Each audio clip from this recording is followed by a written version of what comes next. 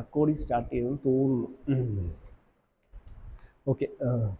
ഇത് പേരെടുത്ത് കൈവച്ചിരിക്കുന്നത് ആ ഒരു ഷൈനസ് ഉണ്ടല്ലോ, എന്താണ്, ഒരു നാണം, അതങ്ങ് കളയാൻ വേണ്ടിയാണ്. ഇപ്പോൾ ഇടയ്ക്ക് ഇങ്ങനെ ആക്കി കഴിഞ്ഞാൽ ആ ഒരു കോൺഫിഡൻസ് കിട്ടും. നിങ്ങളടുത്താണല്ലോ സംസാരിക്കുന്നത്. അപ്പോൾ ഇതിൽ കഴിഞ്ഞ ദിവസം വീഡിയോ ഇട്ട് ഞാൻ അങ്ങ് പോസ്റ്റ് ചെയ്തതാണ്. എനിക്ക് ഇങ്ങനെ ഭയങ്കര ബുദ്ധിമുട്ടായിരുന്നു, ഉള്ള സബ്സ്ക്രൈബേഴ്സും കൂടെ പോകുന്നുള്ളതാണ്. പക്ഷെ അങ്ങനെയൊന്നുമില്ല, നല്ല പോസിറ്റീവായിട്ട്. ആദ്യമേ ഞാൻ ചിന്തിച്ചതെന്ന് പറഞ്ഞാൽ ഭയങ്കര നെഗറ്റീവായിട്ടുള്ള കമൻസ് വരും. കാര്യം സോഷ്യൽ മീഡിയയിലേക്ക് ഓരോരുത്തരും അനുഭവിക്കുന്നതൊക്കെ നമുക്കറിയാം. അപ്പോൾ അതുകൊണ്ട് പക്ഷെ എന്നാലും എല്ലാവർക്കും ഇപ്പം ഉപയോഗം ഉണ്ടായിക്കോട്ടെ, ഉപയോഗം ഉണ്ടാക്കി നിങ്ങൾക്ക് എന്തെങ്കിലുമൊക്കെ ഉപയോഗം ഉണ്ടാവും. ഉപയോഗം എന്ന് പറഞ്ഞാൽ മോശമായിട്ടുള്ള ഉപയോഗമാണെങ്കിലും അത് നിങ്ങൾക്കൊരു ഉപയോഗമാണ്. അപ്പോൾ അത് നോക്കിയിട്ട് നിങ്ങൾക്ക് കിട്ടിയില്ലെങ്കിൽ അതിനി നോക്കണ്ട എന്നുള്ളത് നിങ്ങൾക്കൊരു ഉപയോഗമാണ്.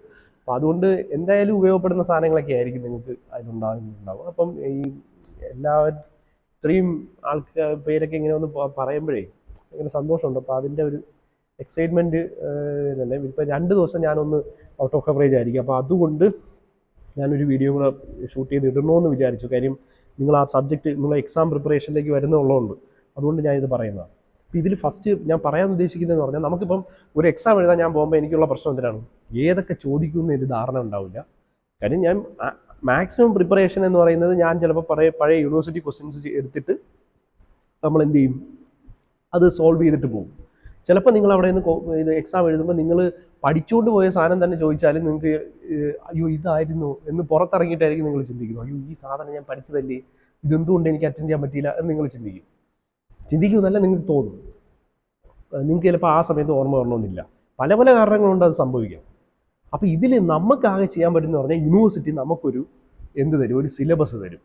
ആ സിലബസുമായിട്ട് ബന്ധപ്പെടുത്തിക്കൊണ്ട് നമുക്ക് കുറേ ക്വസ്റ്റ്യൻ പേപ്പേഴ്സ് ഉണ്ട്. അതായത് പ്രീവിയസ് ഇയർ ക്വസ്റ്റ്യൻ പേപ്പേഴ്സ്. പുതിയ സ്കീമാണെങ്കിൽ കൂടിയും നിങ്ങളുടെ സിലബസിലുള്ള ടോപ്പിക്സ് ഏത് സബ്ജക്റ്റിൽ ഏതെങ്കിലുമൊക്കെ സബ്ജക്റ്റിലുണ്ടാവും. അപ്പോൾ ആ സബ്ജക്റ്റിൽ നിന്ന് നിങ്ങൾക്ക് എന്ത് ചൂസ് ചെയ്യാം, നിങ്ങൾക്കറിയാം ഈ ക്വസ്റ്റ്യൻ പേപ്പേഴ്സ്, ഇതൊക്കെ ക്വസ്റ്റ്യൻ പേപ്പർ എടുത്ത് വെക്കാൻ പറ്റും. ഈ ക്വസ്റ്റ്യൻ പേപ്പറും ഈ സിലബസും ആയിരിക്കണം നിങ്ങളുടെ സബ്ജക്റ്റിനെ കുറിച്ചുള്ള ധാരണ ആദ്യം കൊണ്ടുവരേണ്ടത്. ടോപ്പിക്ക് പഠിക്കുക, അല്ലെങ്കിൽ ഇപ്പോൾ പ്രോബ്ലമാറ്റിക് സബ്ജക്റ്റ് കോൺസെൻട്രേറ്റ് ചെയ്ത് ഞാൻ പറഞ്ഞു കഴിഞ്ഞാൽ, ആ പ്രോബ്ലമാറ്റിക് ആയിട്ടുള്ള ഒരു ടോപ്പിക്കിൽ ഒരു പ്രോബ്ലം ചോദിച്ചു കഴിഞ്ഞാൽ അതെങ്ങനെ ചെയ്യണം എന്ന് പഠിക്കേണ്ടത് ഒന്നുകിൽ നിങ്ങൾ സ്വന്തമായിട്ട് പഠിക്കും, അല്ലെങ്കിൽ നിങ്ങൾ ആരെങ്കിലും പറഞ്ഞു തരുന്ന കേട്ട് പഠിക്കും. ഇത് രണ്ടാമത്തെ ക്രൈറ്റീരിയ ആണ്, രണ്ടാമത്തെ കൺസേൺ ആണ്. അതവിടെ നിൽക്കട്ടെ. ഞാൻ സബ്ജക്റ്റ് നോളേജ് കൊണ്ട് ഉദ്ദേശിച്ചത് അതല്ല. ഒരു സബ്ജക്റ്റിൽ ഇത്ര സിലബസിൽ ഇത്ര സാധനങ്ങൾ തന്നിട്ടുണ്ടെങ്കിൽ ഈ സിലബസിലെ ഏതൊക്കെ സാധനങ്ങൾ എത്ര തവണ, ഏതൊക്കെ ടോപ്പിക്സ് എത്ര തവണ ചോദിച്ച് എന്ന് ഞാൻ മനസ്സിലാക്കുന്നത് നിങ്ങൾക്ക് ഭയങ്കര കോൺഫിഡൻസ് തരുന്ന ഒരു സാധനമായിരിക്കും.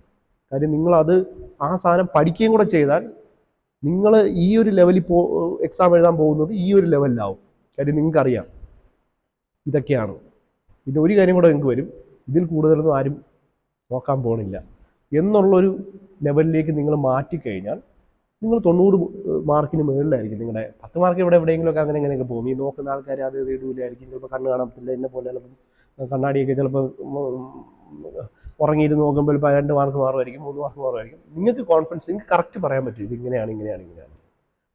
ഇതിൽ ഒരുപാട് ഫാക്ടേഴ്സ് ഉണ്ട് കേട്ടോ. അതായത് ഇപ്പോൾ പ്രസൻറ്റേഷൻ സ്കില്ല് ഭയങ്കര ഇമ്പോർട്ടൻ്റ് ആണ്. നമ്മുടെ റൈറ്റിംഗ് സ്കില്ലെന്ന് പറയുന്നത് ഭയങ്കര ഇമ്പോർട്ടൻ്റ് ആണ്, നമ്മളൊരു മാർക്ക് മേടിച്ചെടുക്കുക എന്നുള്ളത്. പക്ഷെ പ്രോബ്ലമാറ്റിക് ക്വസ്റ്റ്യൻ എന്താണ് സബ്ജക്ട്സിനെ സംബന്ധിച്ചിടത്തോളം റൈറ്റിംഗ് സ്കില്ലല്ല, പ്രോബ്ലം പഠിച്ച് നമുക്ക് എന്ത് ചെയ്യാൻ പറ്റും, മാർക്ക് മേടിക്കാൻ പറ്റും. അപ്പം അങ്ങനെയുള്ള കുറേ കാര്യങ്ങൾ നമുക്ക് പിന്നെ അഡ്രസ്സ് ചെയ്യാം. അപ്പം നമ്മൾ പറഞ്ഞു വന്നത്, നമുക്ക് ഇപ്പോൾ ആ ഒരു ധാരണ നമുക്ക് വേണം, എങ്ങനെ അത് നമുക്ക് ഉണ്ടാക്കിയെടുക്കുക എന്നുള്ളതാണ്. അപ്പോൾ ഇതിൽ ഈ സാധനങ്ങളൊക്കെ ചെയ്യുന്നതിന് മുമ്പ് നിങ്ങൾക്ക് വരുന്ന മെയിൻ പ്രശ്നം, ഇപ്പം എന്ത് കാര്യം ഞാൻ പറഞ്ഞാൽ ഇതിപ്പം ഇത് തന്നെ ചെയ്യണമെന്നൊന്നുമില്ല. ഓരോരുത്തർക്കും അവരുടേതായ രീതി ഉണ്ടാവും. ഞാൻ പറഞ്ഞില്ലേ, ഇപ്പോൾ അവർക്ക് ആ രീതിയിലായിരിക്കും അവർ ആ ഒരു സബ്ജക്റ്റിനെ സമീപിക്കുന്നത്, അവർക്ക് അതായിരിക്കും ഇഷ്ടം. അങ്ങനെ തന്നെയായിരിക്കണം നിങ്ങൾ ചെയ്യേണ്ടത്. അപ്പോൾ ഇവിടെ ഞാൻ പറയാൻ ഉദ്ദേശിക്കുന്നത്, ഞാൻ ഒരു ഡെമോൺസ്ട്രേഷൻ കാണിച്ചിട്ട് design and dynamics of machinery. ഇപ്പം നിങ്ങൾ എക്സാം എഴുതാൻ പോകുന്നത് ഈ ഒരു ഷൂട്ട് ചെയ്യുന്ന സമയത്ത്, അപ്പം അടുത്ത ഒരു 2 ആഴ്ചക്കകത്ത് നിങ്ങൾ എക്സാം എഴുതാൻ പോകുന്ന സാധനം, ആ എക്സാം എഴുതാൻ പോകുന്ന ഒരു സബ്ജക്റ്റ് നമുക്ക് എങ്ങനെ, ഞാൻ ഈ ധാരണ മാത്രം പറയുക, സബ്ജക്റ്റിനെ കുറിച്ചൊരു ധാരണ എന്ന് പറഞ്ഞാൽ എന്താണ്, ഏതൊക്കെ ടോപ്പിക്സിൽ നിന്ന് ഏതൊക്കെ ക്വസ്റ്റ്യൻസ് ആയിരിക്കും ചോദിക്കാൻ സാധ്യതയുള്ളത് എന്ന് നമുക്ക് എങ്ങനെ ഉണ്ടാക്കിയെടുക്കാം. അത് 100% ശരിയാവണം എന്നൊന്നും ഞാൻ പറയുന്നില്ല. കാര്യം 100% ശരിയാവണമെന്ന് പറയാത്തതിന് കാര്യം, നിങ്ങൾക്ക് ഓർ ക്വസ്റ്റ്യൻസ് എന്ന് പറഞ്ഞാൽ ധാരാളമുണ്ട്. അതായത് 5 മോഡ്യൂൾസ് ഉണ്ടെങ്കിൽ 5 ഓർ ക്വസ്റ്റ്യൻസ്, 5 ക്വസ്റ്റ്യൻസ് നിങ്ങൾക്ക് ഓർ ക്വസ്റ്റ്യൻസാണ്. 5 ക്വസ്റ്റ്യൻ 14 മാർക്ക്, 4 20, 14 മാർക്ക് വെച്ച് 5 ക്വസ്റ്റ്യൻ ആയപ്പോൾ എന്തായി? 10 × 5 എത്രയായി? 50 മാർക്കായി. 4 14 70 മാർക്ക്. നിങ്ങളിങ്ങനെ ധാരണയായിട്ട് പോകുമ്പം ഈ 70 മാർക്ക് വേറെ എന്തെങ്കിലും ചോദിച്ചാലും പ്രശ്നമുണ്ടോ? ആ ധാരണയിൽ നിങ്ങൾ പഠിച്ചുകൊണ്ട് പോകുന്ന സാധനത്തിനകത്ത് വീഴും 100 മാർക്ക്. പറഞ്ഞു വേണ്ടിയിട്ടാണ്. അപ്പോൾ ആ ധാരണ എങ്ങനെ ഉണ്ടാക്കിയെടുക്കും? അപ്പോൾ ഇതൊക്കെ ഉണ്ടാക്കുന്നതിന് മുമ്പ് ഇപ്പോൾ എന്നെ സംബന്ധിച്ചിടത്തോളം എൻ്റെ പ്രശ്നം എന്താണെന്നറിയാമോ? ഇപ്പോൾ വീട്ടിൽ ഇപ്പം ചെല്ലുമ്പോഴത്തേക്ക് പറയുക, ഇതൊക്കെ എന്തുവാ ഈ റൂമിനകത്ത് ചെയ്തിട്ടേക്കുന്നത്, മൊത്തം അലങ്കോലപ്പെട്ടി കിടക്കുന്നു എന്ന് പറയുന്നു. മനസ്സിൽ തോന്നുന്നു ശരിയാണ്, വൃത്തിയാക്കണം. ആരെങ്കിലും നമ്മുടെ അടുത്ത് പറയുക മര്യാദയ്ക്ക് ഇതെടുത്ത് വൃത്തിയാക്കി എന്ന് പറഞ്ഞാൽ നമ്മൾ ചെയ്തില്ല, എന്തെങ്കിലും പറഞ്ഞാൽ നമ്മൾ വരുമോ?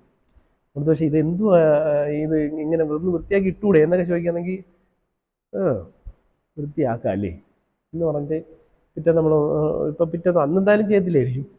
പിറ്റേന്ന് എടുത്ത് വെച്ചിട്ട് നോക്കുമ്പം വൃത്തികേടായി കിടക്കുന്നു.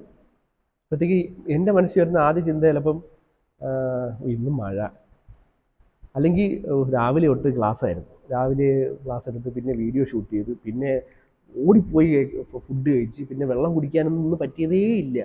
അത് വൈകുന്നേരം വന്ന് ക്ഷീണമായിരിക്കും. ഇനിയപ്പം ഇന്ന് കിടന്നുറങ്ങിയിട്ട് നാളെ രാവിലെ ഫ്രഷ് ആയിട്ട് നല്ല എനർജിയോടെ വന്ന് വൃത്തിയാക്കാം എന്നായിരിക്കും എൻ്റെ ചിന്ത. ചിലപ്പോൾ ഇത് തന്നെ ആവണമെന്നില്ല കേട്ടോ, എനിക്ക് തോന്നുന്ന കാര്യങ്ങൾ ഇങ്ങനെയൊക്കെയാണ്.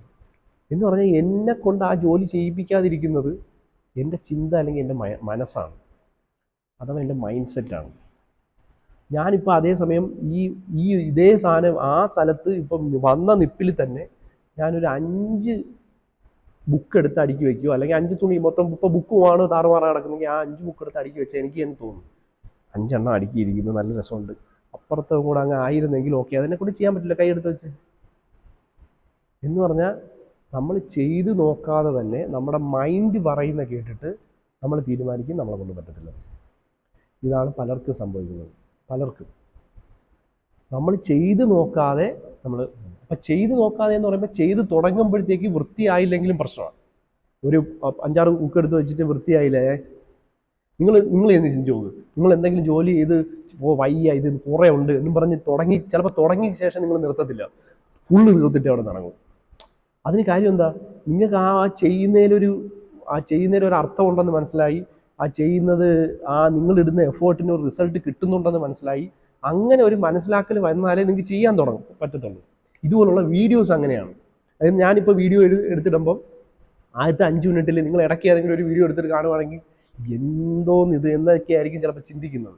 കാര്യം നമ്മൾ അവസാനം ചെയ്യുന്ന പാർട്ട് 8 തൊട്ട് അങ്ങോട്ടൊക്കെ ഉള്ളത് ടഫായിട്ടുള്ള ക്വസ്റ്റ്യൻസ് ഒക്കെ ആയിരിക്കും.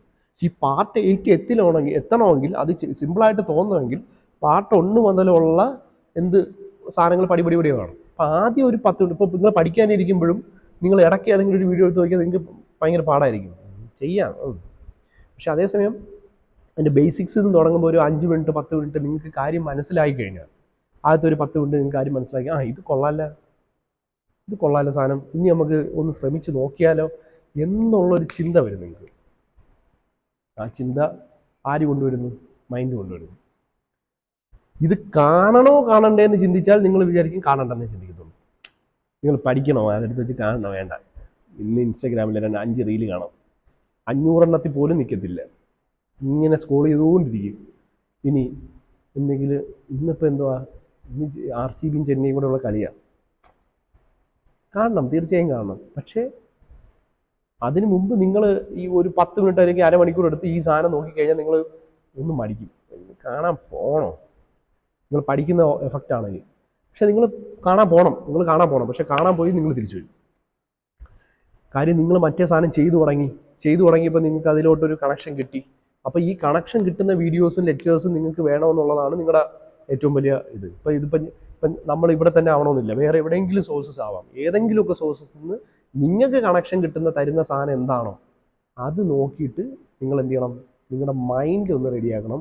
നിങ്ങളെ കൊണ്ട് പറ്റുമെന്നുള്ള മൈൻഡ് സെറ്റ് റെഡിയാക്കണം. നിങ്ങൾ എത്രമാത്രം ചിന്തിക്കുക, നമ്മുടെ കാര്യങ്ങളെ തീരുമാനിക്കുന്നത് വേറെ ആരുമല്ല, നമ്മൾ തന്നെയാണ് നമ്മളെ ഏത് ദിശയിലോട്ടാണോ തള്ളിവിടുന്നത്. നമ്മൾ പറയും അവർ പറഞ്ഞുകൊണ്ട് ഞാൻ ഇത് ചെയ്തു, അവർ പറഞ്ഞത് ഒരു എക്സ്ക്യൂസ് ആക്കി എടുത്തുകൊണ്ട് എൻ്റെ മൈൻഡ് എൻ്റെ അടുത്ത് പറഞ്ഞു ഇത് ഇങ്ങനെ ചെയ്താൽ മതി എന്ന് പറഞ്ഞു. അതുകൊണ്ട് ഇത് ചെയ്തു. അങ്ങനെ ചിന്തിക്കണം. Mind set is important. അപ്പോൾ നമ്മൾ കഴിഞ്ഞ ദിവസം നമ്മൾ ഐഡിയനെ കുറിച്ച് പറഞ്ഞു. നമുക്കൊരു ഐഡിയ വേണം ഈ സബ്ജക്റ്റ്. ഐഡിയ ഡെവലപ്മെൻറ്റാണ് നമ്മൾ ഇന്ന് ചെയ്യാൻ പോകുന്നത്. ഞാൻ ഈ ഒരു ഇത് ബാക്കിയായിട്ട് നിങ്ങൾ ആ ഒരു സബ്ജക്റ്റ് എടുത്ത് വെച്ച് കാണിച്ചു തരാം, ക്വസ്റ്റ്യൻ പേപ്പർ ഇത് വെച്ചിട്ട്. അപ്പോൾ നമ്മൾ ആ ഒരു ഐഡിയ ഡെവലപ്മെൻറ്റാണ് ചെയ്യാൻ പോകുന്നത്. അപ്പോൾ ഐഡിയ വേണം. അവിടെ നിന്ന് എത്തിച്ചേരുന്ന ഡ്രീം ആയിരിക്കും ആ ഐഡിയ എനിക്ക് ജനറേറ്റ് ചെയ്യാനുള്ള ഒരു കൺസെപ്റ്റ് തരുന്നത്. അതായത് എങ്ങനെ പഠിക്കണം എന്നുള്ള ഒരു രീതി ഐഡിയ ഉണ്ടാക്കിയെടുക്കാൻ വേണ്ടി എനിക്കൊരു ഡ്രീമുണ്ട്. കാര്യം എനിക്ക് പാസ്സാവണം എന്നുള്ള ഡ്രീമുണ്ട്. ഞാൻ അതിനുവേണ്ടി ഹാർഡ് വർക്ക് ചെയ്യണം. അപ്പോൾ ഈ ഒരു സാധനത്തിന് മടി തോന്നുന്നുണ്ടെങ്കിൽ അത് വേറെ ഒന്നുമല്ല, നിങ്ങളുടെ മൈൻഡാണ്. ഏത് സാഹചര്യം ആയിക്കോട്ടെ. എനിക്കിപ്പോൾ വൈകുന്നേരം, എനിക്ക് പല സ്റ്റുഡൻസ് വൈകുന്നേരം 5 മണി വരെ 6 മണി വരെ ക്ലാസ്സിലിരുന്നതിന് ശേഷം വീട്ടിൽ പോയി രാത്രി 10-12 മണി വരെയും ജോലി ചെയ്തിട്ട് പിന്നെ എക്സാം ടൈം ആകുമ്പോൾ ജോലിയിൽ നിന്നൊക്കെ ലീവ് എടുത്ത് ഒരു 5-6 ദിവസം കൊണ്ട് മാത്രം പഠിച്ച് പാസ്സാവുന്ന ആൾക്കാരൊക്കെ ഉണ്ട്. അവർ പഠിച്ചിട്ട് ജയിക്കാത്തവരും ഉണ്ട്. അവർ പിന്നെ ഇവിടെ നിന്നൊക്കെ ഇറങ്ങി അവർ പല പല സാഹചര്യത്തിൽ നിന്ന് അവർ എന്ത് ചെയ്യുന്ന മുന്നോട്ട് കയറി വരുന്നവരുണ്ട്. അതേസമയം എന്ന് പറഞ്ഞ് എല്ലാം നമ്മളിപ്പം ഇങ്ങനെ ചിന്തിച്ചാൽ മതി. നമ്മുടെ അച്ഛൻ, അമ്മ, അല്ലെങ്കിൽ നമ്മുടെ വീട്ടുകാർ, അല്ലെങ്കിൽ അവരെല്ലാം കൊണ്ടുതരുന്ന കാര്യങ്ങൾ എല്ലാം അങ്ങ് മാറ്റി വെച്ചാൽ നമ്മളെല്ലാവരും ഒരേ ആൾക്കാരാണ്. കാര്യം എനിക്കുള്ള സൗകര്യങ്ങൾ അതും ഇതെല്ലാം ഞാനായിട്ട് ഉണ്ടാക്കിയതായിരിക്കത്തില്ല കൂടുതലും. എൻ്റെ ഞാനുമായിട്ട് ബന്ധപ്പെട്ട ആൾക്കാർ കൊണ്ടുതരുന്നതായിരിക്കും. അപ്പം അത് മൊത്തം നിങ്ങൾ അതിൽ നിന്നൊന്നും മാറി ചിന്തിച്ചു നോക്കണം. നിങ്ങൾ ചിന്തിച്ചു നോക്കണം, ഇതൊക്കെ അവർ കൊണ്ടുവന്ന സാധനങ്ങളാണ്. എൻ്റേതായിട്ട് എന്തുണ്ട് എന്ന് ചിന്തിച്ചാൽ എല്ലാവരും ഏകദേശം ഒരേ ഒരു പ്ലാറ്റ്ഫോമിൽ നിൽക്കുന്ന ആൾക്കാരായിരിക്കും. അവിടെ നിന്ന് നിങ്ങൾ ബിൽഡ് ചെയ്യാൻ നോക്കുക. നിങ്ങൾ സ്വയം ഇതിലേക്ക് എത്താൻ നോക്കുക. നിങ്ങൾ അടുത്തൊരു ലെവലിലേക്ക് എത്താൻ നോക്കുക. അതിൽ ഫസ്റ്റ് നിങ്ങൾക്ക് എഞ്ചിനീയറിംഗ് ബിടെക് പാസ്സാവുക എന്ന് പറയുന്നതും എഞ്ചിനീയറിംഗ് ഒരു കാരണവശാൽ ഈ പറയുന്ന പോലെയൊന്നുമല്ല. കാര്യം ഒരു എഞ്ചിനീയറിംഗ് ഡിഗ്രി കയ്യിൽ കിട്ടുക എന്ന് പറഞ്ഞാൽ ഈ ലോകത്തുള്ള എന്ത് സാധനവും നിങ്ങളെ കൊണ്ട് ചെയ്യാൻ പറ്റും. അത് ഞാൻ എഴുതി ഒപ്പിട്ട് തരാം. ഞാനാരുമല്ല എഴുതി ഒപ്പിട്ട് എങ്കിലും എന്തും ചെയ്യാൻ പറ്റും. അത് ഫുൾ കോൺഫിഡൻസോടെ ഞാൻ പറയുന്നു. അത് നിങ്ങൾക്ക് എപ്പോഴും കേൾക്കുന്ന എഞ്ചിനീയറിംഗിൻ്റെ എന്തും ചെയ്യാൻ പറ്റും. കാര്യം അവർക്ക് ഒരുപാട് ജീവിതം പഠിക്കും, ലൈഫ് പഠിക്കും, അവർ ടൈം മാനേജ്മെൻറ്റ് പഠിക്കും, അവർ ക്രൈസിസ് മാനേജ്മെൻറ്റ് പഠിക്കും, അവർ ക്രിട്ടിക്കൽ തിങ്കിങ് പഠിക്കും. ഇതൊക്കെ നിങ്ങൾ ചിലപ്പം ആൻസറായിട്ട് കാണാൻ പഠിച്ച് എഴുതുന്ന സാധനങ്ങളായിരിക്കും. ഇതൊക്കെ നിങ്ങൾ ചെയ്യുന്ന സാധനങ്ങളെയാണ് അവർക്ക്. ഇപ്പം നിങ്ങൾ ഡിസൈൻ തിങ്കിങ് പഠിക്കും. നിങ്ങൾ എങ്ങനെ എന്ന് പറഞ്ഞാൽ ഒരു സാറിനെ എങ്ങനെ പറ്റിക്കാമെന്ന് നിങ്ങൾ ഡിസൈൻ ചെയ്ത് പഠിക്കും. ആദ്യത്തെ 3 സെൻറ്റൻസ് എഴുതും, അവസാനത്തെ 3 സെൻറ്റൻസ് ഒരേപോലെ എഴുതും. അങ്ങനെയൊക്കെ ഉണ്ട് കേട്ടോ. പ്രസൻറ്റേഷൻ സ്കില്ല് വേറൊരു കാര്യമാണ്, നമുക്ക് പിന്നെ സംസാരിക്കാം. അപ്പം ഇതിനിടയ്ക്കുള്ള സാധനങ്ങൾ ഗ്യാസ് കയറ്റും. അപ്പോൾ അങ്ങനെ സാറിനെ പറ്റിക്കുന്ന ഡിസൈൻ സ്കിൽസ് ഉണ്ട്. അപ്പോൾ അങ്ങനെയുള്ള ഡിസൈൻ തിങ്കിങ് എന്ന് പറയാൻ കാര്യം എൻ്റെ അപ്പുറത്തേക്കുന്ന ആളെ അളന്നിട്ട് എന്ത് ചെയ്യുന്നത്, എഴുതി മാർക്ക് മേടിക്കുന്ന കാര്യം. അപ്പം നിങ്ങൾ പലപ്പോഴും ചെയ്യാറുണ്ടായിരിക്കും, നിങ്ങളുടെ കോളേജിലായാലും നിങ്ങൾ അവിടെ ആയിരിക്കും. അപ്പോൾ ഇങ്ങനെയൊക്കെയുള്ള ഒരുപാട് സ്കിൽ സെറ്റുകൾ നിങ്ങൾ ഇതിൻ്റെ കൂട്ടത്തിൽ അക്വയർ ചെയ്യുന്നുണ്ട്. അപ്പോൾ ഇതൊക്കെ നിങ്ങൾക്ക് കൊണ്ട് ചെയ്യാൻ പറ്റണം. അപ്പോൾ നമ്മളിപ്പോൾ പറയാൻ പോകുന്നത് എങ്ങനെയാണ്, ഞാൻ നേരത്തെ പറഞ്ഞില്ലേ, ഒരു സാധനം പറഞ്ഞു വന്നാൽ കണക്ട് ചെയ്ത് ഞാൻ എന്തൊക്കെയോ പറഞ്ഞുകൊണ്ടിരിക്കും. അപ്പോൾ നമ്മൾ ഈ ഒരു ഇതിൽ ചെയ്യാൻ ഉദ്ദേശിക്കുന്നത് നമുക്ക് എങ്ങനെ ഒരു സബ്ജക്റ്റിനെ അറിയാം എന്നുള്ളതാണ്. ആ അറിയലിലേക്ക് തോന്നാതിരിക്കണമെങ്കിൽ, അത് അറിയണമെന്ന് തോന്നിയില്ലെങ്കിൽ നിങ്ങളുടെ മൈൻഡാണ് നിങ്ങളെ എന്ത് ചെയ്യുന്നത്, അറിയിക്കുന്നത്. ഇപ്പോൾ ഏതൊരു നോളേജ് വന്നാലും നിങ്ങൾ അതിനോട് എന്ത് ചെയ്യുന്നത്, ആരെന്ത് പറഞ്ഞാലും അത് അക്സെപ്റ്റ് എന്ന് പറഞ്ഞാൽ അത് അതുപോലെ എടുക്കണമെന്നല്ല. നിങ്ങളത് കേൾക്കാനും അതിൽ നിന്ന് നിങ്ങൾക്ക് വേണ്ട സാധനങ്ങൾ മാത്രമേ നിങ്ങൾ എടുക്കാനും, അത് നെഗറ്റീവ് ആയിക്കോട്ടെ പോസിറ്റീവ് ആയിക്കോട്ടെ. നിങ്ങൾക്ക് ചിലപ്പം ആ ഒരു സാധനം കേൾക്കുമ്പോൾ നിങ്ങൾക്ക് അത് ഫുൾ നെഗറ്റീവ് ആണെന്ന് തോന്നി കഴിഞ്ഞാൽ യു ക്യാൻ ലീവ് ഇറ്റ്. അതിൽ നിങ്ങൾക്ക് വേണ്ടാത്തതാണെങ്കിൽ നിങ്ങൾ ഒരു കാരണവശാലും അത് എടുക്കരുത്. ഇത് വേണ്ട സാധനങ്ങൾ എന്തെങ്കിലും കിട്ടുന്നുണ്ടെങ്കിൽ അത് ചെയ്യുക. അപ്പം ഞാനിപ്പം ഇതിൽ നമ്മുടെ ഞാൻ ഇത് മറ്റേ വീഡിയോ ഷൂട്ട് ചെയ്തിട്ടാണ് ഞാൻ ഇത് ഇടുന്നത് കേട്ടോ, ഒരു ആമുഖമായിട്ട് ഇട്ടത്. അപ്പം ഇത് ആമുഖം എത്ര മിനിറ്റായി? 13 മിനിറ്റായി. ആമുഖം 13 മിനിറ്റായി. അപ്പോൾ ഇത് കുറച്ച് ക്വസ്റ്റ്യൻ പേപ്പേഴ്സ് എടുത്ത് വെച്ചിട്ട് അത് വെച്ച് നമുക്ക് എങ്ങനെ അതിലോട്ട് മാപ്പ് ചെയ്യാന്നുള്ളത്. ഇതിപ്പോൾ ഒരു പ്രോബ്ലമാറ്റിക് സബ്ജക്റ്റ്. ഇത് സ്പെസിഫിക്കലി ഒരു ഡിസൈൻ ആൻഡ് ഡൈനാമിക്സ് ഓഫ് മെഷീനറിയിൽ ഒരു പ്രത്യേകതയാണ് ഞാൻ ഈ പറയുന്ന കാര്യങ്ങൾ. എല്ലാ സബ്ജക്റ്റും അങ്ങനെയല്ല. പ്രത്യേകിച്ച് തിയറി സബ്ജക്റ്റുകൾ ഇത്തുകൂടിയും നമുക്ക് എളുപ്പമാണ് മാപ്പ് ചെയ്യാനായിട്ട്. കാര്യം നമുക്ക് ഏതൊക്കെ സാധനങ്ങൾ ചോദിക്കുക, എങ്ങനെ ചോദിക്കില്ല എന്നൊക്കെ പറയും. പലരും പറയും ഈ ക്വസ്റ്റ്യൻസ് ഇതേപോലെ ചോദിച്ചാൽ ഒക്കെ എൻ്റെ ഇടയിൽ കൂടെ വരുന്നതാണ്. അപ്പോൾ അതൊന്ന് നിങ്ങൾ നോക്കുക.